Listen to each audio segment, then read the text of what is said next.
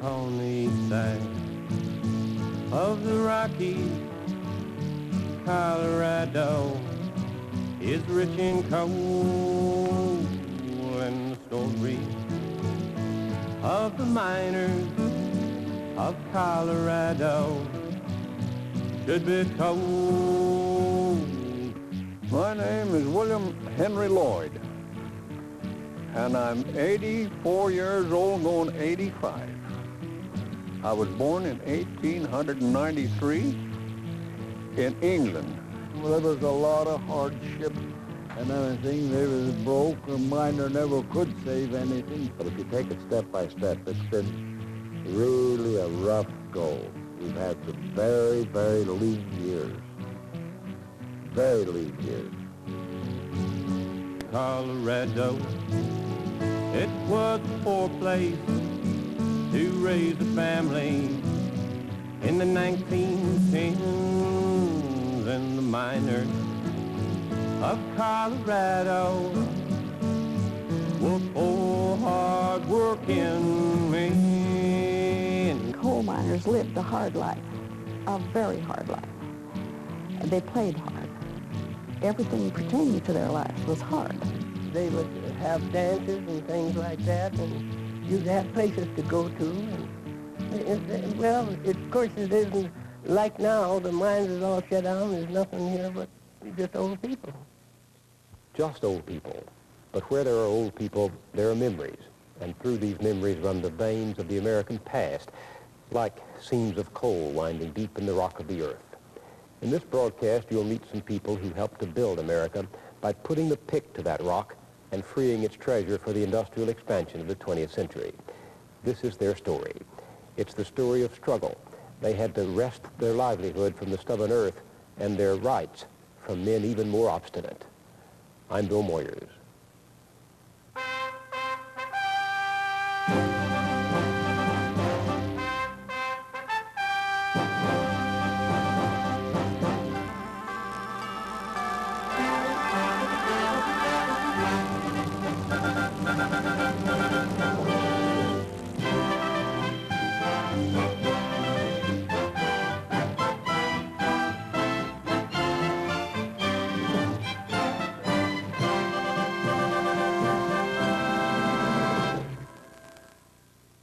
In keeping with Chevron's tradition of service throughout the 20th century, the people of Chevron bring you this program in support of public television.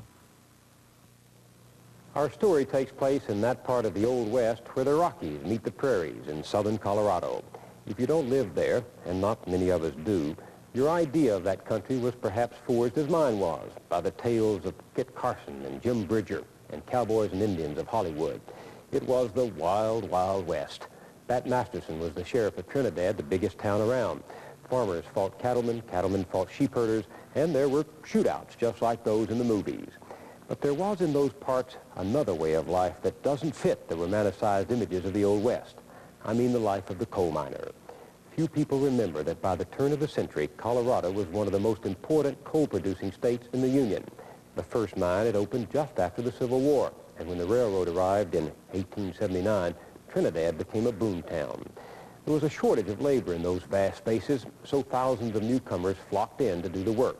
Many of them were immigrants. They came directly from the old world to this remote corner of the new, where the shimmering dreams of El Dorado, gold and Denbar Hills, Pikes Peak or bust, had given way to the dark shafts through which men and mules brought forth coal to feed the growing appetite of industrialization. They drilled the rock face with a breast auger like that one, and then filled the hole with explosives. They used the pick to extract the coal, and their days were numbered, literally. When the miner had filled the coal car, he put his number on it so that the check weighman outside could measure the fruits of his labor and record it. His total determined his pay. Number 5, number 30, number 47, and so on. These were the coin of their lives. The numbers remain, the miners are gone. The boom towns went bust. But although the mines are gone, we have the memories of the miners and their families. The University of Colorado recently set out to record an oral history of these men and women, and we've worked with the university with Eric Margolis and his colleagues to bring you their story. Listen carefully. The events happened early in our century. Our narrators are old. Their many different accents testify to the multitudinous making of America. On June the 3rd, I graduated out of 8th grade. On June the 6th, my mother had my lunch pail ready to go work in the mine. I started in the mining business, not in the business itself, as a miner at the age of 13. Actually, I was so young, I was afraid of the dark. Come all you young people, so young and so fine. Seek not your fortune in the dark, dreary mine. It'll form as a habit and seep in your soul till the blood of your body runs black as the coal. For it's dark as a dungeon and damp as the dew, where the dangers are double and the pleasures are few, where the rain never falls and the sun never shines. It's dark as a dungeon way down in the mine.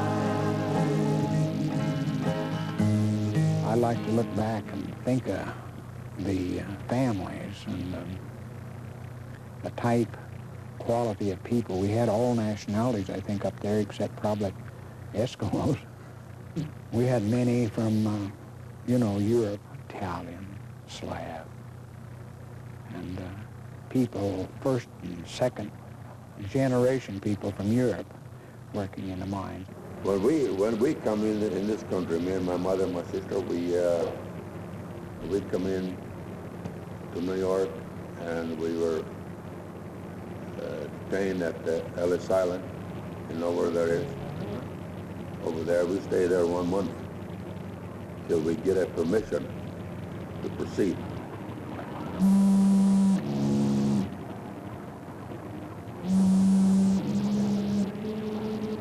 Oh my gosh, it had the Dickens of a time. I think it took over a month on that ship.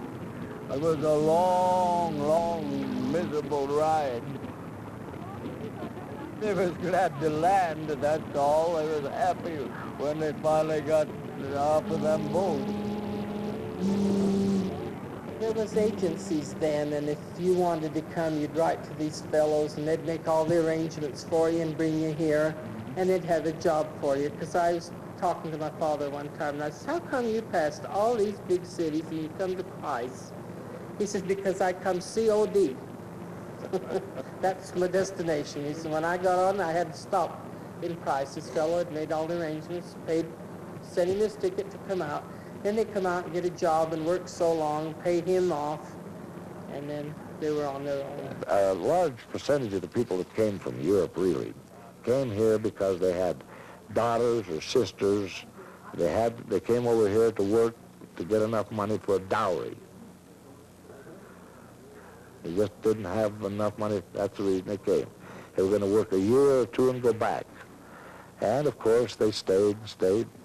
A lot of them wound up in the cemeteries. These mines was all just getting started then. They was just opening up, and there was a lot of work. They was building the camps and railroads and mines, and so they start sending for each other, and they worked their way up to Colorado.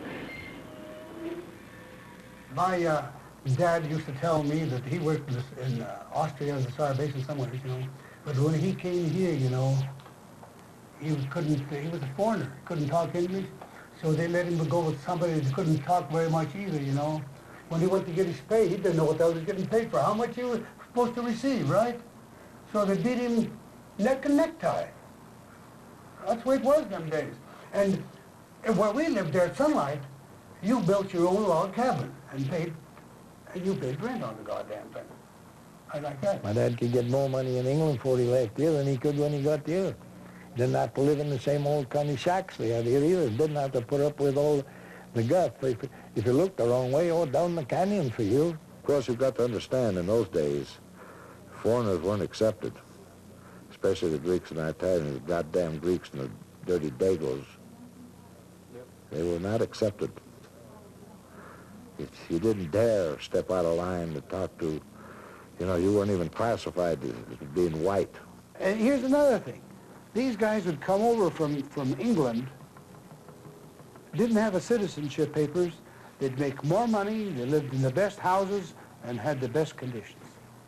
Because they could defend themselves. My dad couldn't defend himself because he didn't know the English language. My grandfather couldn't defend himself. Whatever dreams of a new life drove them here, the immigrants soon found they were part of a system that resembled the feudalism of medieval Europe, trapped like vassals and hostage to the lord of the manor. Only this was industrial feudalism. To mine coal in such isolated areas, the big companies like Colorado Fuel and Iron had to build their own towns. They expected to make a profit on the capital invested in the mines, and profits as well from the housing and services they provided the workers. Immigrants arriving with little except the clothes on their backs had to buy their tools, rent a place to live, and put food on the table for their families. The only place to buy anything was the company store. Everything in these canyons was company. There was the company store, the company-sponsored band, the company minister. Everything was paid for and owned by the company. When I started in, it was pretty damn rough, I'll tell you. And then we used to trade at the company store. Well, you had to eat. Statement day, sometimes you got $1 or $1.50, sometimes you got a snake. And that happened many a times. What? A snake. Nothing coming. The company kept it all. Why'd you call it a snake? Because they just put a little line like that. Just like that, you know. Right on, it says balance, or, you know, what you're supposed to get. Because they take your carbide, you take your powder, they take your grocery, what you bought. Everything came out of there in the statement. Lights and all and everything. House rent. Everything if you're in the house. They take everything before you see your statement. The first paycheck I got in 1916 was scrip. You know, a 5-cent piece looked like a $5 bill. See? The bigger the denominations, the smaller the bill. When my father got paid, he got paid in scrip because he was not supposed to buy out of the camp. So he would get what we could get there at the company store, and they could charge you whatever they wanted, and you were always in the red with them. Everything was cheap, yes. You could get a pound of bacon 15, 20 cents. Beans 10 cents a pound. But you didn't have the 10 cents, the 25 cents to get the stuff. You didn't have the money. We've had some very, very lean years. I remember when we were kids, we ate potatoes and macaroni, and the only eggs we ate, we got out of a chicken coop, and we had a cow we milked. We ate spaghetti pretty near every night because you had to like it. And the only meat we saw when they go down and catch a jackrabbit, something like that. Coal miners lived a hard life, a very hard life. They played hard. Everything pertaining to their lives was hard. And it took some mighty brave women to have lived with it through it all. And I have marveled at my grandmother. When she came across the United States from Pennsylvania to Walsenburg with a little tiny baby in her arms, she didn't know what she was coming to. The coal miners, as a rule, all had big families. The family of 5 was a small family. I've heard of families of 12 and 15 children. The women washed clothes on the washboard. They baked all their own bread. They did their canning, did all the cooking, the sewing. When I look back and see how those women could raise those kids and do those housework, I can't see how they did it. I don't see how they could not go bugs. Washing clothes by hand on the board, you know. Go haul the water, go haul over the buckets and things. No hydrants, no water in the house, no two-seater can out there and all that kind of stuff. So I don't see how they did it. The girls, just as soon as they were able to take care of a baby, were kept home. They didn't get to go to school very much. The girls could help Mama wash the clothes.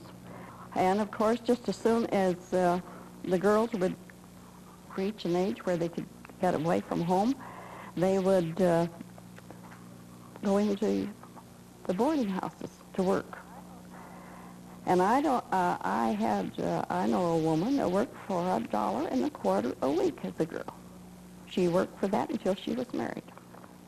There was no child labor laws in those days, and the boys were taken into the mine, 11, 12, 13 years old. The present-day miner wouldn't recognize what it was like. We were pick miners. We used picks. There were no machines, and we blasted our coal. We'd undercut it or side cut it, and blast it and load it. With that, we had to lay our own track, do our own drilling, set our own props. You done your own drilling. You drilled your own holes with a breast auger. This is all hand muscle work. And there was none of this here stuff like nowadays, electric primers and all that crap, you know. You shot with a squib, a needle. You put the needle in your powder, see, back in the hole, a long copper needle. And then you took and wet some slack and threw it in with your hand and tamp it with the tamping bar. Well, then you laid your squib in the hole and lit it with a carbide light and took off.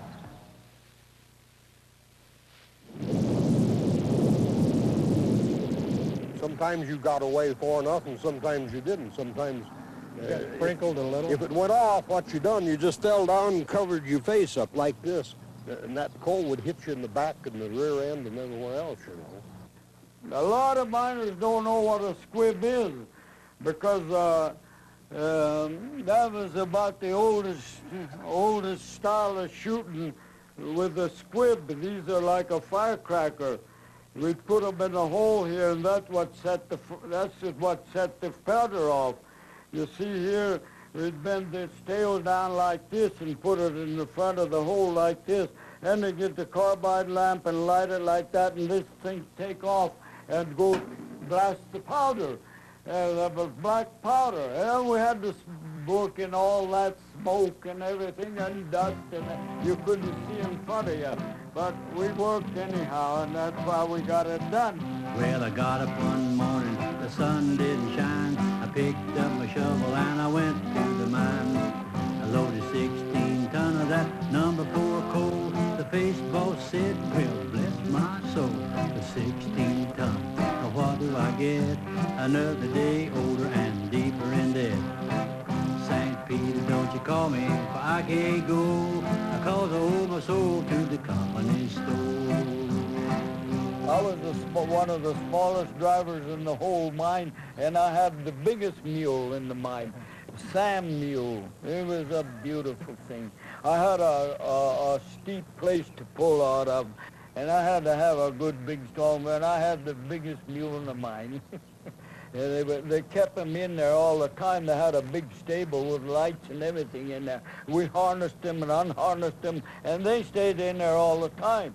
There was one mule named Jack. He used to come there where we'd eat lunch, and he'd eat all the sandwiches, bananas, everything we gave him. They was just beautiful. There was some mean ones. And we drivers wore these around our necks like that. All that. And if the mule, if the mule needed whipping, well, they sure got it. And you could just, I could pop, some of us could hit a grasshopper from here to over there with a popper, you know, like that, see? And, yeah, they were old style. And they made us quit using these after. They wouldn't let us, it was inhumane. And so they made us quit using it. All we could use was a sprag. That's all they'd let us use on the mule's end. But some of the drivers lose their patience and they beat them over the head even with this thing. We used to have balking mules. They'd balk. They'd refuse to work. They was unionized before some of us. We drivers had maybe 6 or 10 men, and we had to keep up our turn, you know, and maybe beat our miners out of a car or two. That meant a lot. And so having this old balky mule and make me fall behind with the turn with the men. And so, by jingo, I just lose my patience sometimes. I really beat up. And she'd just stall there and bite around and everything. All at once she'd take off, and I'd have to jump on the car and catch her. And oh, it was terrible. Those balky mules was awful. Worse than any balky woman you ever saw. My sweetheart's the mule of the mine. I drive her without any line. On the bumper I sit, and at you and I spit all over my sweetheart's behind. If a mule was accidentally killed, oh, you got hell. You got hell, and they closed that end of the mine down. Let a man get hurt, they say, oh, well, they'll hire another Mexican. That's right. That's just the way it happens, fellas. There was no respect given at all. The men worked long hours. They were underpaid. They lived in closed camps. They had no personal freedom. They couldn't vote as they pleased. They were captives, literally captives in the coal camps in these canyons. They were cheated at the weigh scales. They were cheated on what they loaded underground. They were cheated on dead work that they had to pay for the dead work themselves. And conditions were generally abominable. I recall when I was working underground, 10 hours at the face. You walked in on your own time, or you went in on your own time, you ate lunch on your own time, came out on your own time. We had to do all the dead work. Pick the bone in rock and keep the coal clean. If substantial amount of rock or bone was shown up in coal, then you were docked. They docked you. If your car went out and they found a chunk of rock all big as a silver dollar around and that thick, the first time they fined you 50 cents. They had a bucket. They'd put your check number on there and they'd put this rock in that bucket. The second time, if they found any rock in your coal like that, they charged you $1. The third time, put your tools on the car, you're through. You cleaned that coal for nothing, You had no recourse. The company weighed the coal. You didn't know how much it weighed. We didn't have a check weighman.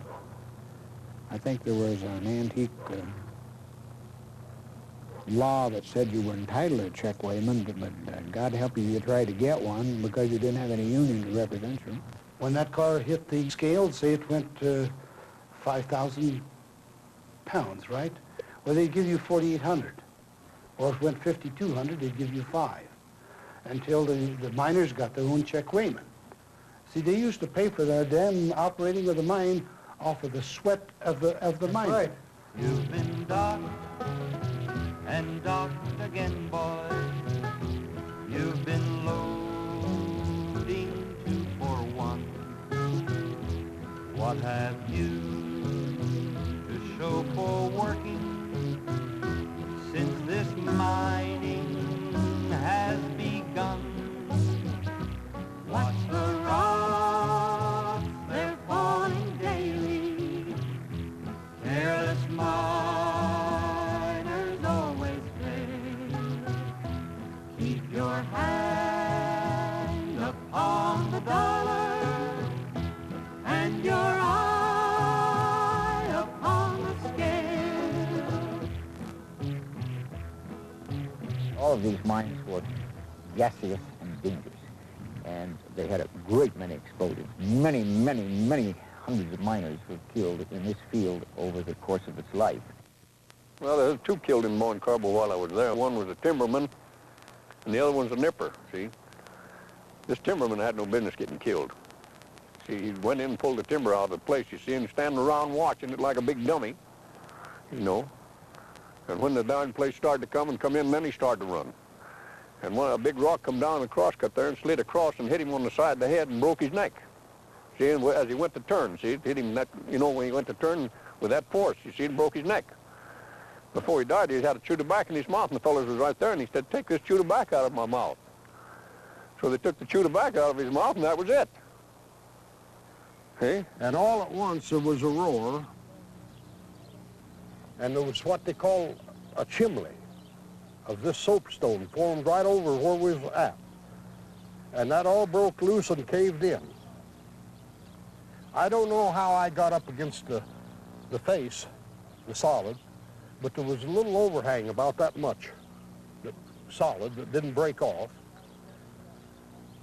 About 65 ton of rock come down, and I was against that face. It caught my legs, feet, knocked my lamp off, broke my hat. But I was still alive, and I didn't know what happened to the other guys, see? So I listened real close, see if I could hear any rock given higher up, see? And it kept dripping and falling and dripping and falling till this fall of rock was, oh hell, almost as high as that house there. And the entry was about 9 feet wide right there, I guess. And it just come down and filled that all up, but this one little place to go over. And I worked my legs loose and feet, and I listened, and she let up. She kind of eased. I couldn't hear anything. And I made a run for the top of that and hit the top, and I just fell and rolled down the other side. And about, I don't know, maybe 20, 25 cars more give way up there and filled her up right where I just got out of there. It wasn't my time, see, my number wasn't up yet. When I got out, I asked this one fellow, Tony Cruz was his name. I said, "Tony, where's Jim at?" And he said, "Well, Jim went by here running that way." And I went down there and I couldn't find Jim no place. And I come back and I looked all over and I went to the next, there was a machine working below us, and I went down there and I asked them fellas if they'd seen Jim. No, I didn't see Jim. Said, "What happened?" I said, "The place caved in up there and I think he's under. I think it caught him." And we started digging him out. I went and got that crew down there and we loaded that rock out. And they found him along the right-hand wall.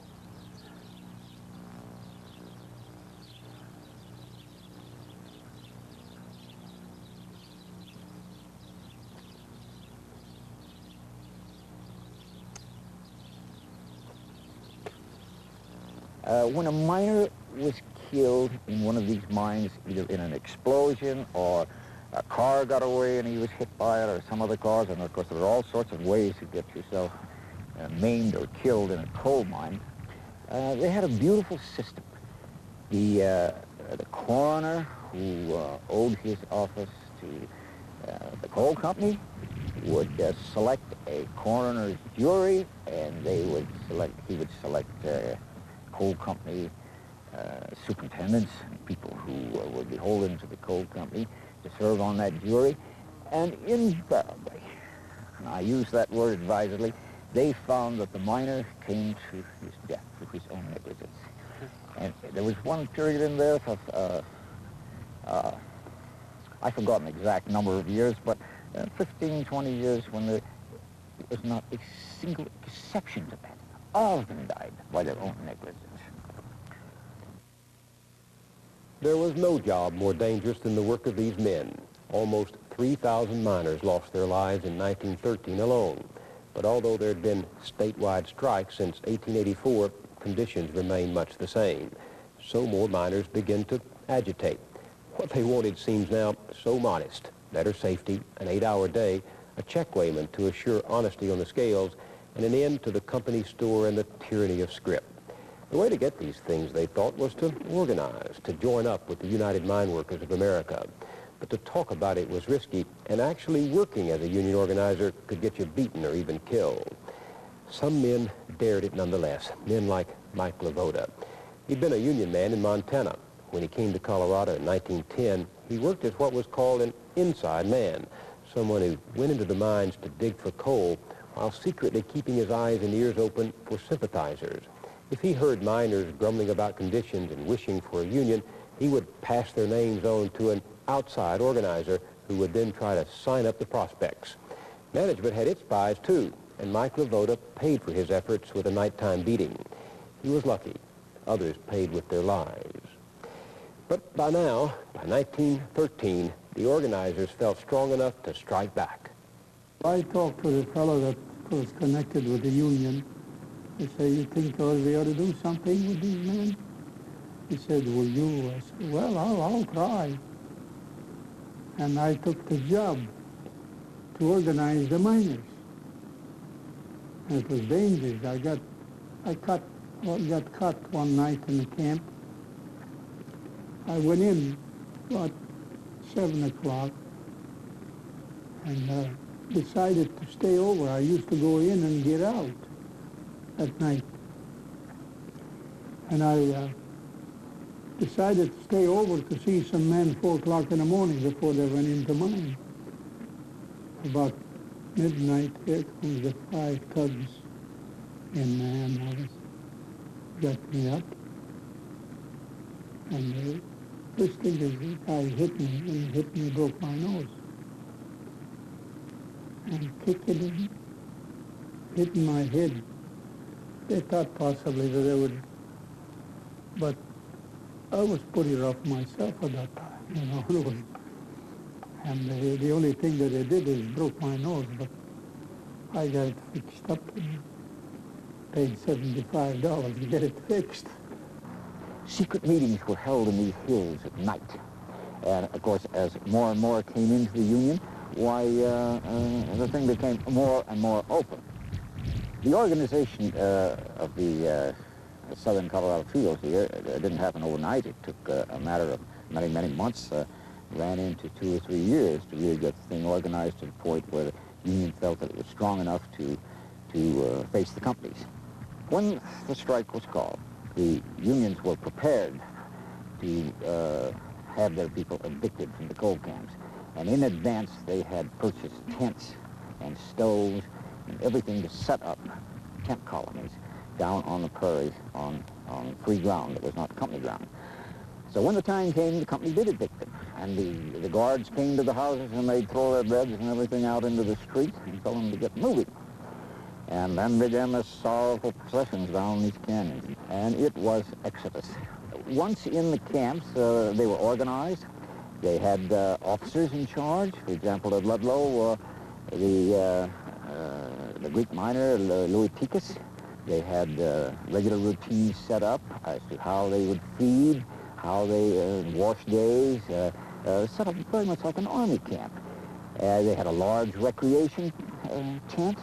They gave concerts. The various nationalities, they had their own musical instruments. The men played bocce, the Italian ball game. They played baseball. They had all sorts of things, activities for all ages. Each camp being at the mouth of the canyon where the coal was mined by the company was in itself a picket line. It was an intimidating sort of thing to have these camps with dozens and dozens of tents and thousands of miners and their families in them, blocking, you might say, the entrance to the canyon going up to the mine. When the miners of southern Colorado voted to strike in September 1913, the operators vowed to run the mines with non-union labor. They had the advantage, actually, because the coal market was in a slump, and with production already cut substantially, the companies could afford a protracted struggle. Neither side budged, and all through one of the worst winters in Colorado history, the strikers held on in their ragged tent colonies. More than once, deep snows collapsed the tents. Then, when the thaws came, the ground turned to mud up to the knees. When the company ordered strike breakers into the mines, the men in the camps resisted, and there were frequent clashes with company guards. The union organized picket marches to try to arouse public support, and parades were held in Trinidad and Denver. Who should turn up at the head of the march than the little woman in the black bonnet, Mary Harris Jones, the legendary Mother Jones. She was 83 years old now. She'd come as a child from Ireland to the United States in 1835. She taught school, married a member of the Iron Molders Union in Tennessee, and after the death of her husband and 4 children in the yellow fever epidemic in Memphis, she had dedicated her life to the labor movement. The industrialists and capitalists of the day never had a more resolute adversary. When she showed up in the earlier coalfield strikes, the miners had called her their angel. Mother Jones said nothing doing. She was there to raise hell. Nothing scared her as long as she could help her boys wherever there was a fight. Well, there was a fight in southern Colorado, and Mother Jones was there. She was a good fighter for laboring men, and she was fighting for labor all the time, Mother Jones. And, of course, she may have not have done no dirty dishes, but she sure done a lot of good work for the Union. She was a little woman, very small, and when she made a speech, you could hear her everywhere. Her voice just carried. She had a very strong voice, but sometimes she would condemn the women for not standing back of their men as they should. But a lot of those women were people from the old country too, and they were not accustomed to going forward with things. There's a hill between Aguilar and Ludlow that we call it Mother Jones Hill. She got up there and made a talk to all of them, and everyone listened to Mother Jones. And she wasn't afraid of the devil. She'd walk right in front of the horses or anything. She just never feared it. She didn't have any fear for anyone. I was in Denver, and they had a meeting at the Union Hall in Denver, down on, I forget what street it's on now, a long time ago. Mother Jones was there, and the day before we had this meeting, she wanted them to march on the state capitol to Governor Ammons. They wouldn't do it. And Mother Jones got up and took out a little old cape. She wore a little black cape, and she took that off, and beat her fist on the desk there, and she said, damn the governor, and damn you, she said. If you'd listened to me, we'd have marched on the Capitol this morning. Tomorrow morning, we're marching. When we started out, there wasn't very many. By the time we got to the state capitol, we were about 500 strong, with the Ludlow flag on one side and the American flag on the other, and Mother Jones in the lead singing Union Forever. We are going to stay here in southern Colorado until the banner of industrial freedom floats over every coal mine. We are going to stand together and never surrender. After the rally in Denver, Mother Jones announced that she was returning to the southern coal fields. General Chase of the Colorado militia banned her from Trinidad. She is dangerous because she inflames the minds of the strikers, he said. She scoffed at their fear of an old woman and then slipped into Trinidad at night. But the next morning, she was arrested and held in a hospital room under military guard. On January 23rd, the women of Los Animas County organized a demonstration and parade in behalf of Mother Jones. Parade permission was obtained from General Chase after great difficulty. The long line of shabbily dressed women and children moved across the Picket Wire River Bridge and up to Trinidad's Commercial Street. 3 blocks east on Main Street, a line of cavalry was drawn across the street. General Chase, mounted on a fine-looking cavalry horse, sat in front of his men, facing the oncoming parade. The head of the parade reached the cavalrymen. Part of the women were making their way between the mounted troopers. Several women gave a triumphant yell. An officer rode up to Chase, but before he could speak, the general's horse became frightened and backed into a parked buggy. General Chase fell off. Red-faced and angry, General Chase climbed stiffly to his feet, yelled at his men, "Ride down the women."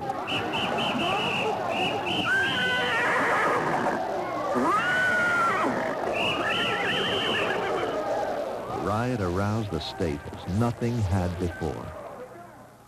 The 1913-14 strike was, in effect, a battle. It was a war.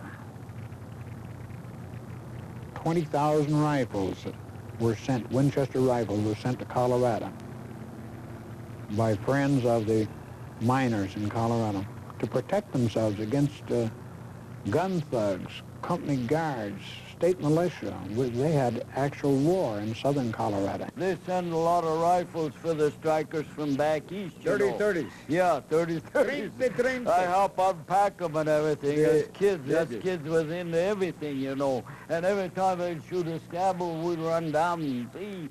I've seen some bloody heads and some dead ones. I saw 3 or 4 men shot right on the commercial and main streets. Oh, yeah. Well, they had some, I think they called it some detective agency from Virginia. They had some of their men in here.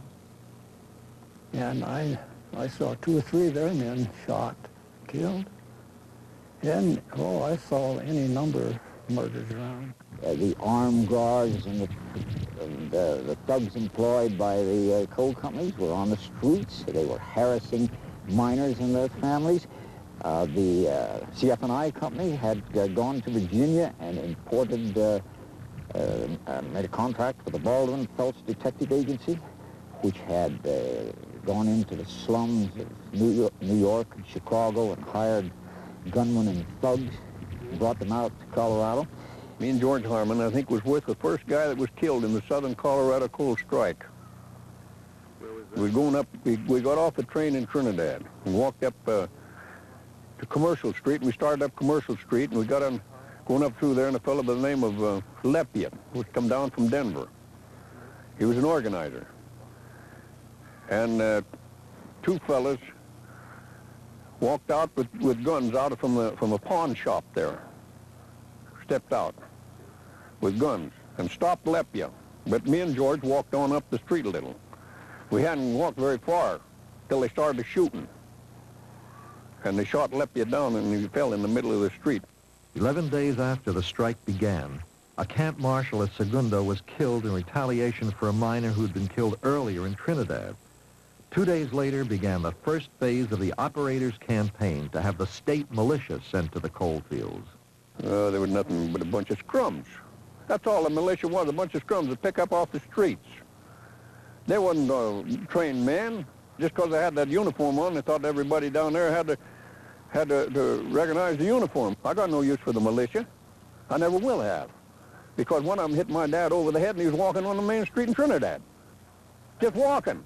Be walking down the street and somebody step out and shoot somebody just because they were a strike or a militia. They didn't kill any militiamen as I know of, but they were all, the miners didn't like the militia, of course, because the militia was brought in to protect the CF&I or the property owners, you see. The militia were intimidating the people of the tent colony. They would ride by on their horses and shout threats and imprecations at them. They would go by in their cars and fire into the tents. And they did such little tricks as getting rusty barbed wire and stuffing it down the wells where the people got their water. You know, you had to go out to the wells to get your drinking water. You had to carry it in a pail, you know, and she said the militia would sit there and they'd sneak out at night to try to get their drinking water, and they'd shoot holes in their buckets. Anything went as far as they were concerned if it intimidated the people. This caused the people in the tent colony to dig pits under their tents and then put a flooring over them and a trap door. And whenever they heard shots going through their tents, then they would drop into these pits so that bullets crossing through the colony couldn't hit them. They'd be protected. On March 10, 1914, a non-union miner was found dead on the railroad tracks near the tent colony at Forbes. General Chase, announcing the strikebreaker had been murdered, used the incident as an excuse to totally destroy the Forbes tent colony. 8 miles away, the 1,200 strikers at the Ludlow colony watched the smoke rise from the burning tents at Forbes. Would Ludlow be the next to suffer? Well, I heard it was going to happen by that railroad man. He told me, he said, there's going to be trouble in Ludlow in the morning. I said, what do you mean trouble? He said, I seen them planting machine guns. It was a moonlight night, see, along the railroad track. Well, the railroad track, if you'd noticed down there, right here, well, that tent colony was right here, see? Right in here, in the railroad track here. He said they was planting machine guns along here. Suddenly, firing started. It was 10:01 a.m. exactly.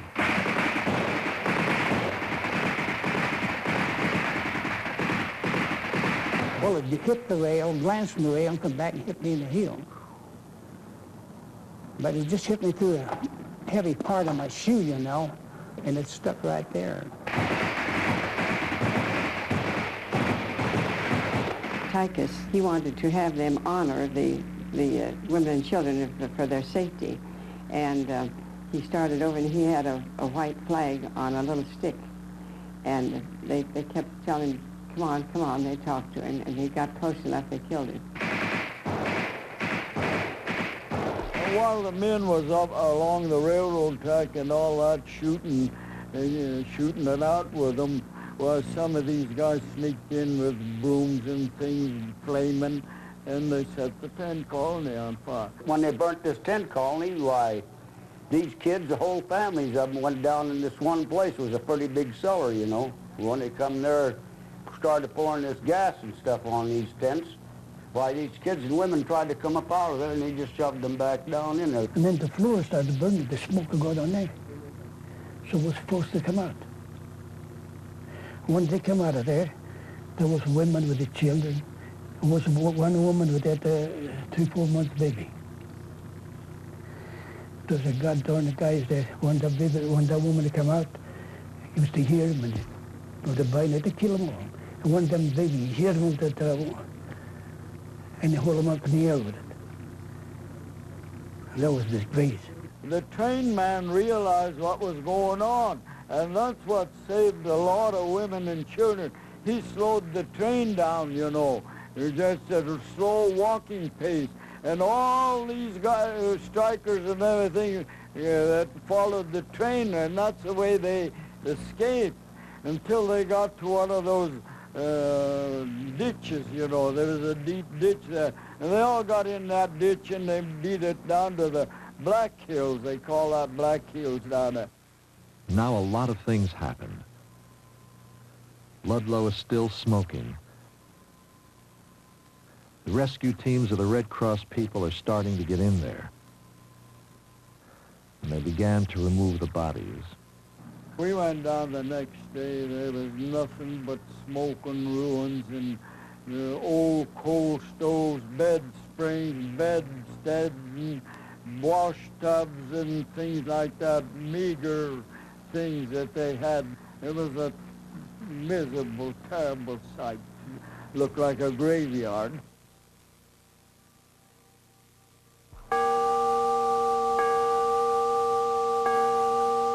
I saw the funeral of the Ludlow victims. The little white coffins of the children were put on a large dray pulled by horses, and they were taken to the Holy Trinity Catholic Church in Trinidad for the requiem, and I can see the dray moving to the cemetery.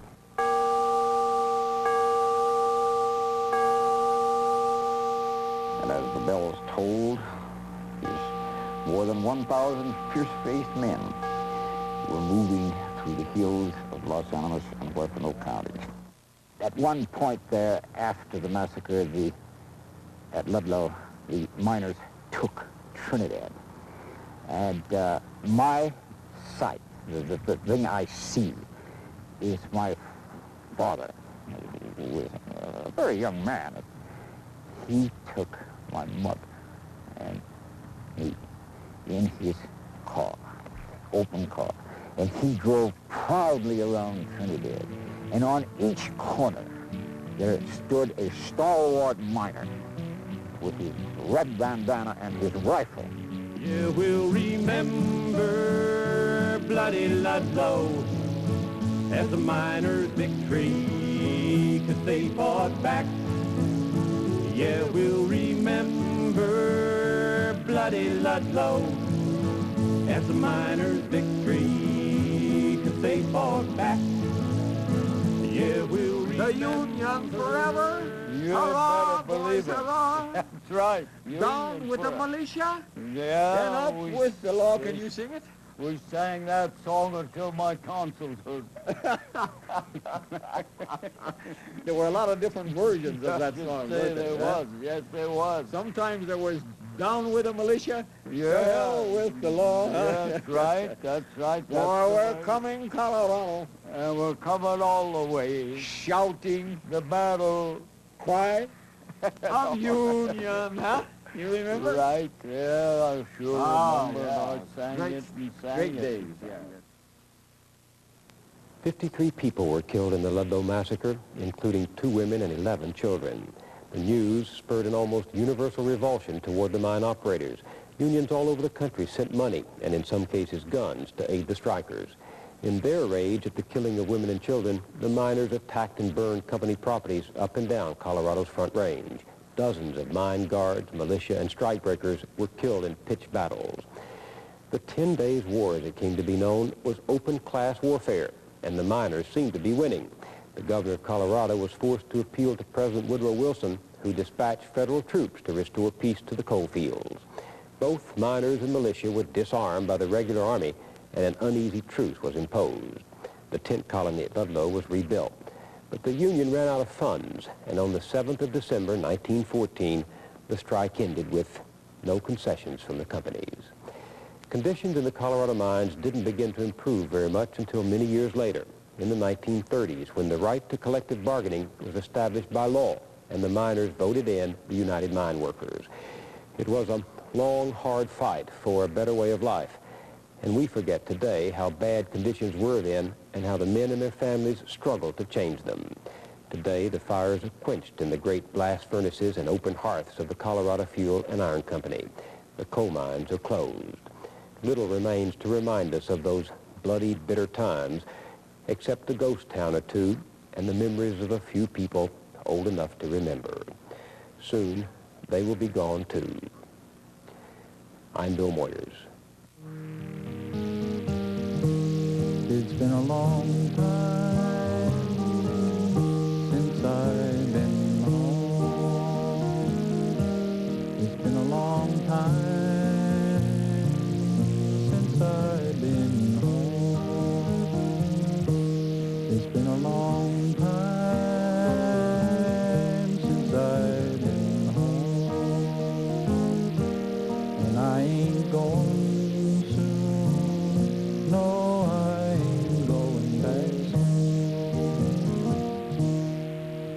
I was born in the coal camp, stars at my head, and mountains as far as I could see. Got to work every day, and I made a big pay. There was honey in the horn for me, and the coal dust below, like a dark summer snow. But I don't hear the roar of the tipple anymore, or the whine of the trucks on the line.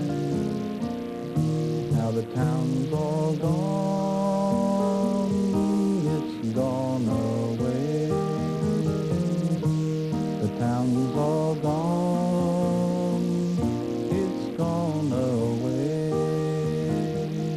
Now the town's all gone, it's gone away.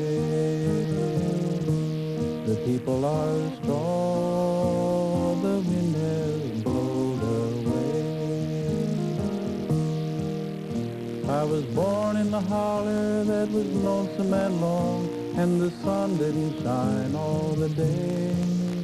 But the banjos in the night and the stars' big light was pleasures that I wanted to stay. How could anybody know that the next year or so we would all be a-wandering over mountain and plain, trying to plant our roots again. It's been a long time since I've been home. It's been a long time since I've been home. It's been a long time since I've been home, and I ain't going soon, no, I ain't going back soon.